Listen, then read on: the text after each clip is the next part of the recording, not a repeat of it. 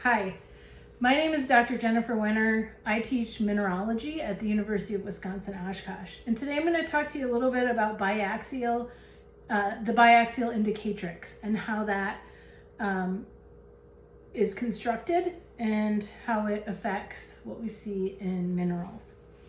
So the biaxial indicatrix, first of all, the indicatrix is an imaginary 3D object that describes the way that light behaves in minerals. The biaxial indicatrix is defined by three unique axes. And we can construct the biaxial indicatrix using tinker toys. Some of you may know these. These are little wooden rods and connectors. And to construct a biaxial indicatrix, we need three different colored tinker toys, a short one, which is the yellow here, an intermediate one, which is the blue one here, and a long one, which is the green one. So three unique axes, three different length axes, which represent the indices of refraction that light sees as it goes through the mineral. Now, if we were to connect this into a three-dimensional object, we would get something that looks like a potato. And a potato is a really good way to illustrate how the biaxial indicatrix is constructed. You can see that there are three different axes here, and I'm gonna mark them with a skewer since I have skewers. When we use these, in this particular instance, yellow's short, blue's intermediate, green's long, we're gonna do the same thing here. The short axis is here. We're looking at it this way, it's going this way. And I'm gonna put a skewer through here that is marked with A or alpha. The short axis is always called A or alpha, okay? And it goes like that.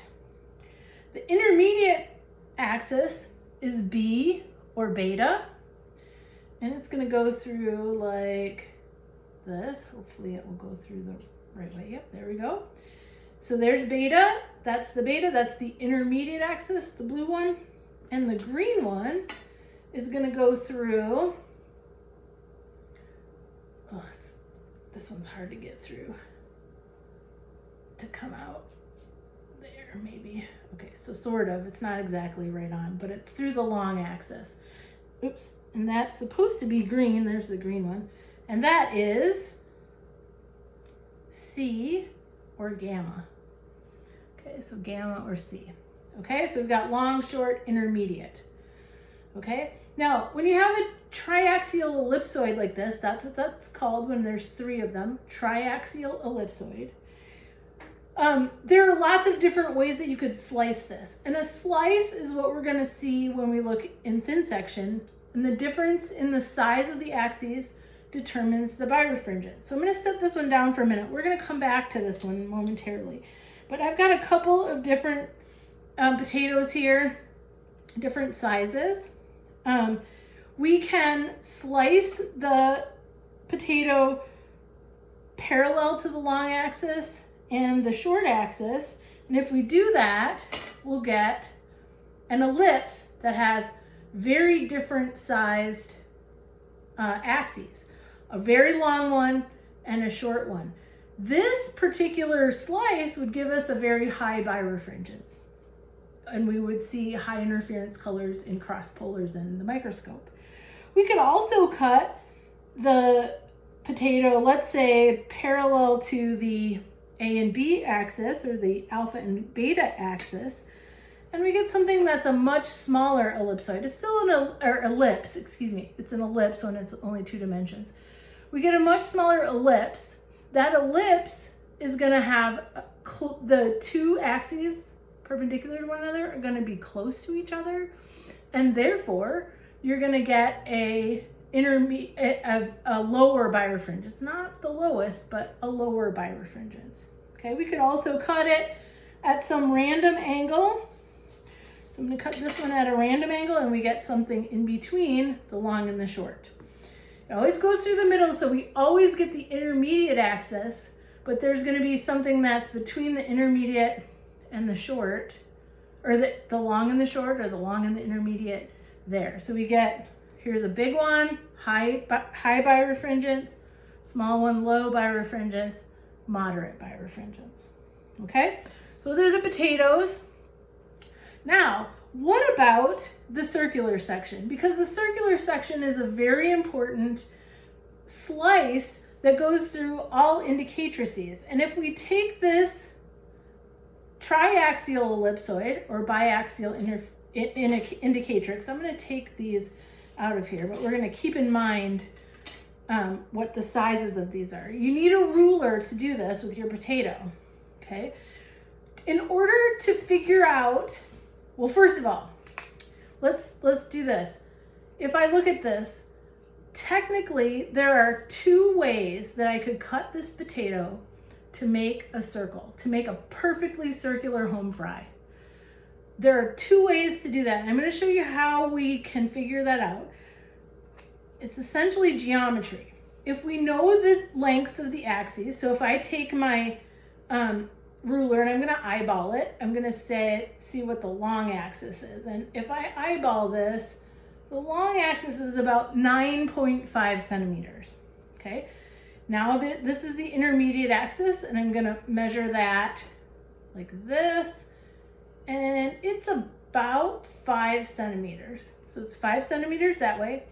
And then I'm going to turn it this way and I'm going to measure like that, and it's about 4 centimeters. Okay.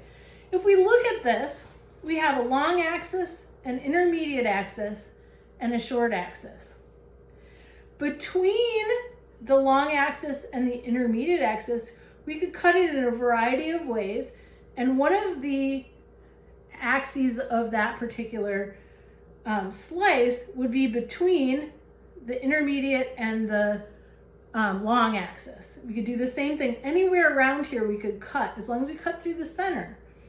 But there are two places where along this ellipse we can have a length that is equal to the radius of the intermediate axis. Okay, so this is intermediate. We're looking at the long and the short axis here. All right. We know that the intermediate axis is 5 centimeters. That means across. So the diameter is 2.5 centimeters. If I want to figure that out, I can take my ruler, I can line up 2.5 with the center of this side of the, with the center of the short axis. And I can rotate my ruler until both sides intersect, one at 5 and one at 0. And if I do that, I can take my marker, I'm going to take the green one, and I'm going to make a line right along where that is. And we'll do it the other way too, because there's two ways you can do it. So I'm going to line up 2.5, and I'm going to rotate it until 5 and 0 intersect, which is somewhere like right in there maybe. And see, I've got an X there. If I cut along one of those lines, I should get a circle. And we're going to try it. I'm not always successful at this, but I try. So we're going to cut right through there. Is it a circle? It's not quite a circle. It's a little bit elongated, but we're close.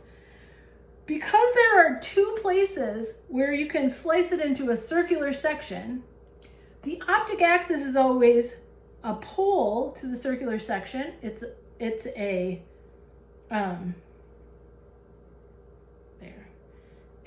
it's the pole to the circular section. So this means that there are two optic axes in the biaxial indicatrix, which means you can slice your mineral in two different ways and get the same diameter in the indicatrix. Okay, so two optic axes, hence it's called biaxial.